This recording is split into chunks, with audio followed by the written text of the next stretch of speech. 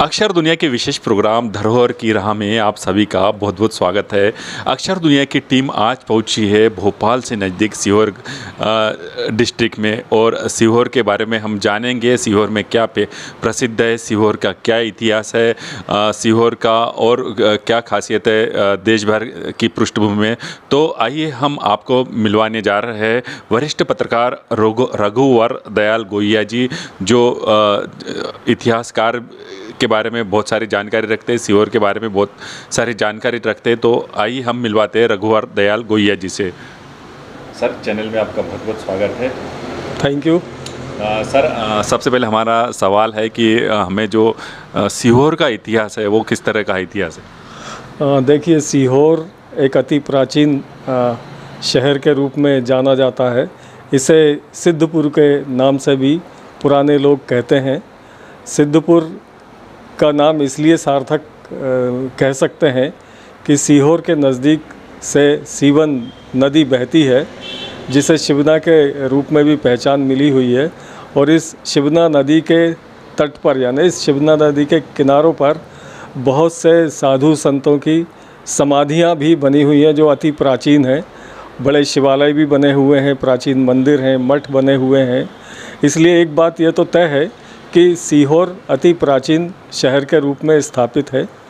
और यहाँ पर कई ऐसे दर्शनीय स्थान हैं, देवालय हैं, मंदिर हैं, मस्जिद हैं, जो यहाँ के इतिहास के बारे में बहुत सारी जानकारी नई पीढ़ी को दे सकते हैं, यदि उन पर शोधपरक कार्य किया जाए तो।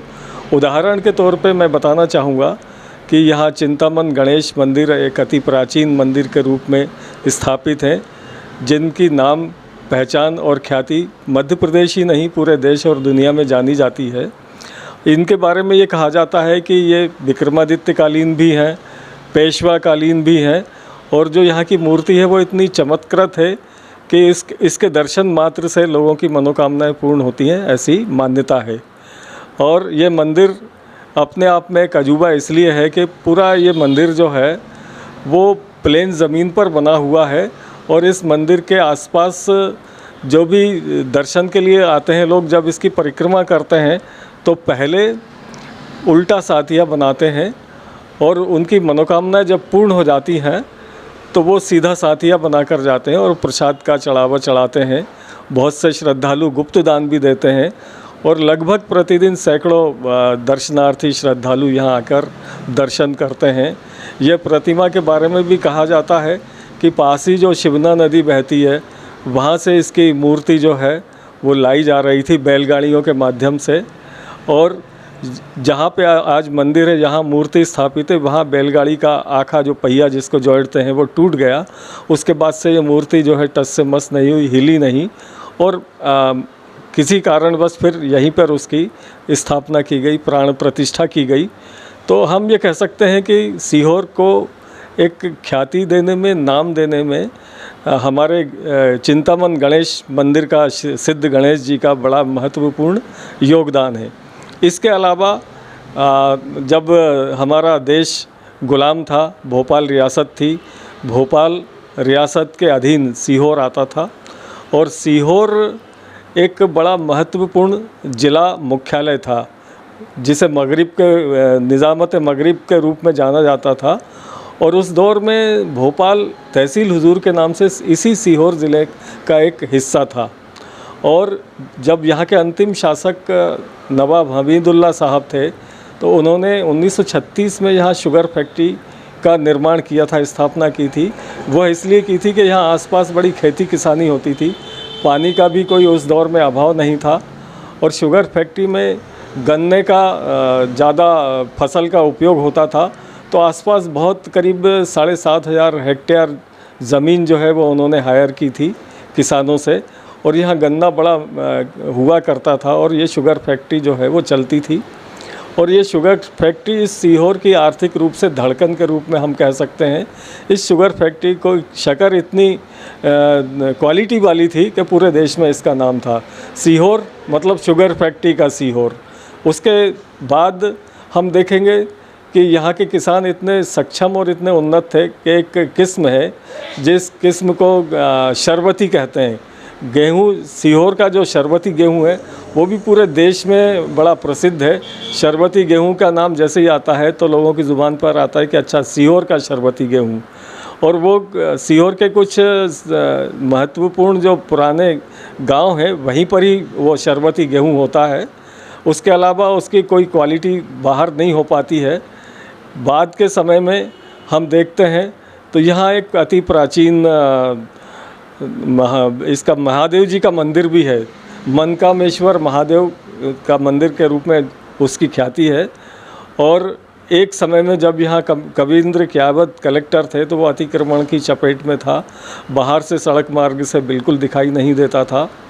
जब उन्होंने अतिक्रमण मुहिम चलाई तो वो नए सिरे से जो है मनकामेश्वर महादेव मंदिर जो है वो लोगों को दिखाई देने लगा। और उसकी स्थापत्य कला भी होलकर रियासत के ज़माने से मानी जाती है और वो बड़ा प्राचीन मंदिर है। वहाँ भी लोगों की बहुत आस्था है। ठीक इसी प्रकार कस्बा स्थित खिलजी वंश की एक मस्जिद है। उस मस्जिद में भी एक पत्थर लगा हुआ है जो करीब 750 वर्ष से भी ज़्यादा पुरानी मस्जिद बताई जाती है। ठीक इसी तरह से यहाँ जब आज़ादी का आंदोलन चल रहा था तो उसके पहले करीब 33 वर्ष पहले 1824 में नरसिंहगढ़ रियासत के राजकुमार कुंवर चैन सिंह अपने लगभग 100 जांबाज साथियों सैनिकों के साथ आए थे। उस समय के यहाँ तत्कालीन पॉलिटिकल एजेंट कर्नल मैडाफ थे।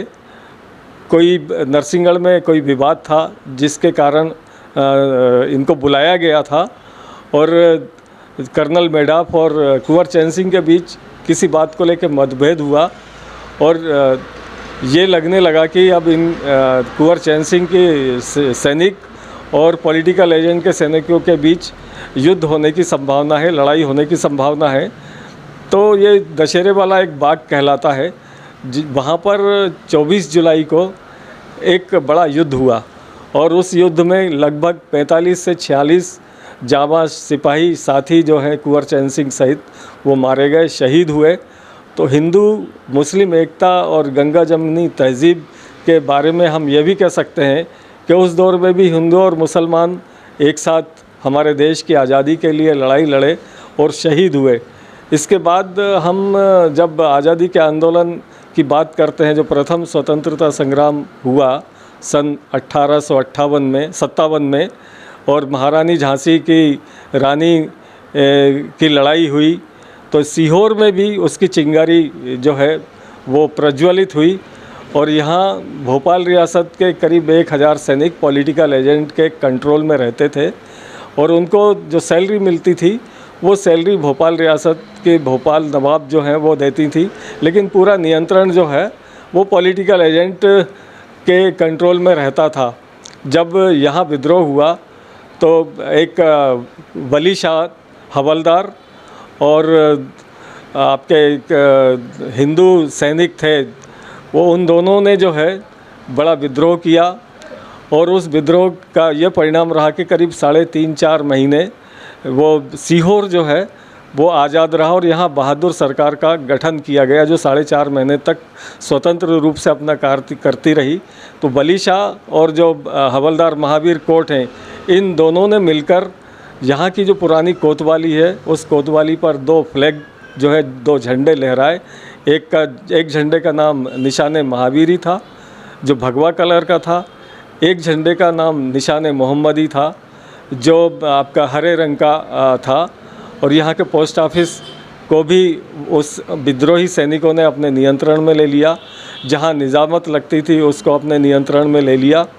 बाद के समय में पूरे देश में जो विद्रोह हुआ था उस विद्रोह को दबाने के लिए जब जनरल हीरोज़ निकले और वो इंदौर होते हुए सीहोर आए, तो यहाँ जो बागी सैनिक थे लगभग 356 के आसपास, उनका कोर्ट मार्शल किया गया और उस कोर्ट मार्शल में शहीद जो सैनिक हुए हैं उनको ग्रुप्स बनाकर गोलियों से भून दिया गया।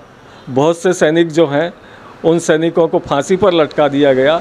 यही शिवना नदी का किनारा था और इतना कहते हैं कि इतना खून बहा कि उस दौर में शिवना नदी का पानी लाल हो गया। उनकी स्मृति में अभी कुछ वर्षों पूर्व एक शहीद स्मारक का निर्माण भी मध्य प्रदेश सरकार के द्वारा किया गया है, जहां हर साल उनकी याद में 6 अगस्त को एक कार्यक्रम भी होता है। तो हम ये कह सकते हैं कि सीहोर एक अति प्राचीन शहर है, गंगा जमनी तहजीब का शहर है, सभ्यता संस्कृति का शहर है। यहाँ हिंदू मुस्लिम एकता का प्रतीक के रूप में इस शहर को देखा जाता है।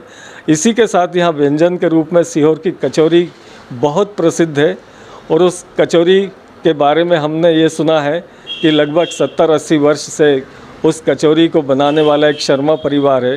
पीढ़ियों से, करीब 2-3 पीढ़ियों से वो परिवार जो है इसी तरह की कचौरी जो है बनाता है, और उसका स्वाद जो है वो अद्भुत है। वो हम शब्दों में वर्णन नहीं कर सकते। वो स्वाद तो जब व्यक्ति कचौरी को खाता है तभी बता सकता है। लेकिन इतना ज़रूर है कि उसमें जो मसाला बनता है उसमें एक विशेष प्रकार की एक स्पेशल हींग का उपयोग होता है, जो अपने आप में बड़ी महकती है। तो सीहोर की कचौरी भी बड़ी प्रसिद्ध है। सीहोर एक अपने आप में बड़ा ऐतिहासिक शहर है। इस शहर में एक हाई स्कूल है प्राचीन। उस प्राचीन हाई स्कूल में देश के हमारे जो राष्ट्रपति हुए हैं शंकर दयाल शर्मा, वह भी पढ़े हुए हैं ऐसा बताया जाता है। और उपराष्ट्रपति हिदायतुल्लाह साहब भी यहाँ पढ़े हुए हैं। उनका एक बोर्ड भी लगा हुआ है हायर सेकेंडरी स्कूल में, जिसमें इस तरह की महान हस्तियों के नाम भी जुड़े हुए हैं। तो सीहोर सभ्यता संस्कृति एकता का प्रतीक भी है। अभी चर्चित में है अभी सीहोर में आप देखेंगे तो वर्तमान संदर्भों में पंडित प्रदीप मिश्रा कथावाचक जो हैं काफ़ी चर्चा वो बहुत पॉपुलर हो रहे हैं। जहाँ भी वो जाते हैं, जहाँ भी वो रहते हैं, तो हजारों लाखों की भीड़, उनके भक्त उन्हें देखने सुनने के लिए उमड़ पड़ते हैं। पंडित प्रदीप मिश्रा एक बहुत ही सामान्य परिवार से निकले हुए व्यक्ति हैं, और इसमें कोई संदेह नहीं कि ईश्वर की उन पर बड़ी कृपा है। हमारे देखते देखते जितने वो लोकप्रिय हुए हैं, जो भी वो बात करते हैं, उस बात का इतना प्रभाव होता है कि जो कुबेरेश्वर धाम बना हुआ है आज की तारीख में, पूरा जंगल था, छोटा सा एक गांव था पीपलिया मीरा, आज वो एक नए शहर के रूप में, धार्मिक स्थल के रूप में विकसित हो रहा है।